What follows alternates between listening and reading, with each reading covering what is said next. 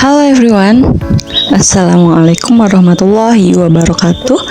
Kembali lagi dengan aku Hisni Fauzia. Kali ini aku akan membahas resume materi dari Learning Journal 3 Agenda 3 yang membahas tentang Smart ASN. Stay tune terus ya.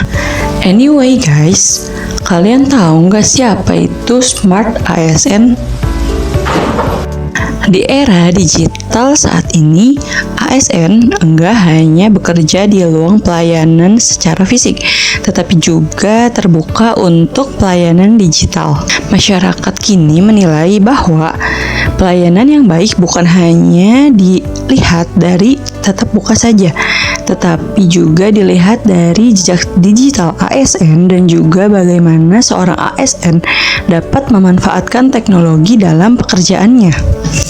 Maka dari itu, literasi digital di masa kini adalah sebuah keterampilan yang wajib dimiliki oleh setiap ASN.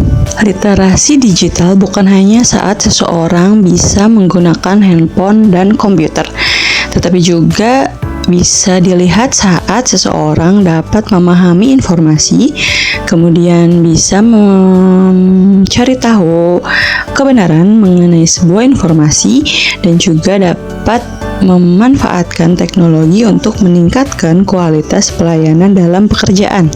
Contoh literasi digital yang saat ini sudah digunakan adalah dalam hal surat menyurat di kedinasan.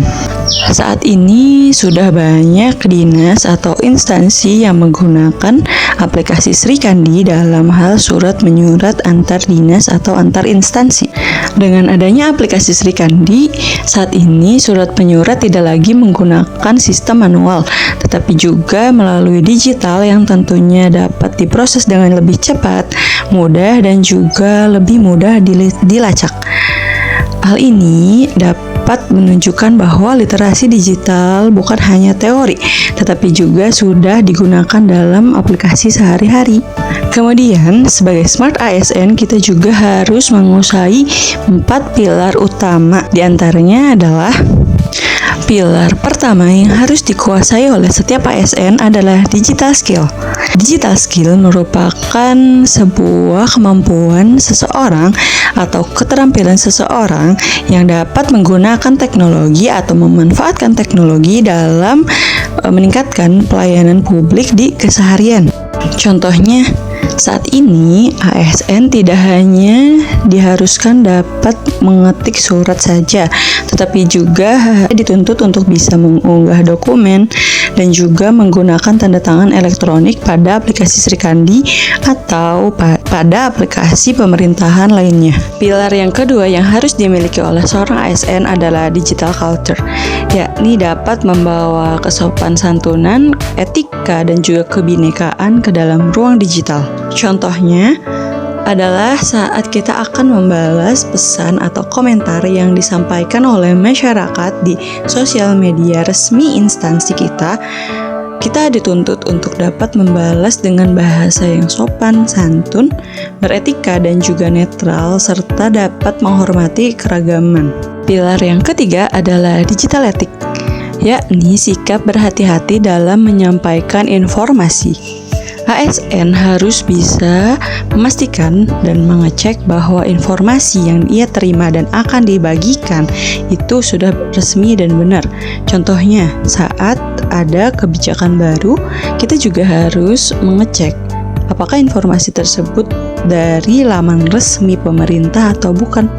Jika bukan dari laman resmi pemerintah, sebaiknya kita tidak boleh menge-share secara sembarangan. Pilar yang keempat adalah digital safety, yakni saat ASN dapat melindungi rahasia dan juga dokumen negara agar tidak tersebar secara sembarangan.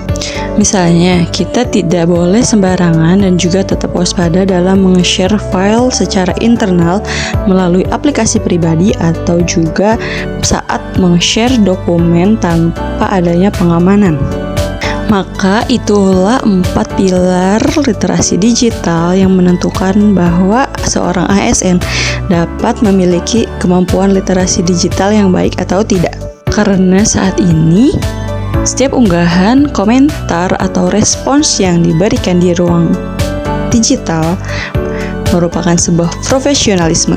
Smart ASN akan terlihat bagaimana saat seseorang atau seorang ASN dapat memanfaatkan teknologi untuk digunakan dalam pelayanan publik secara cepat, aman, dan transparan. Oke, sekian penjelasan dari saya. Semoga bermanfaat. Mohon maaf apabila terdapat kesalahan kata atau kalimat. Terima kasih. Wassalamualaikum warahmatullahi wabarakatuh.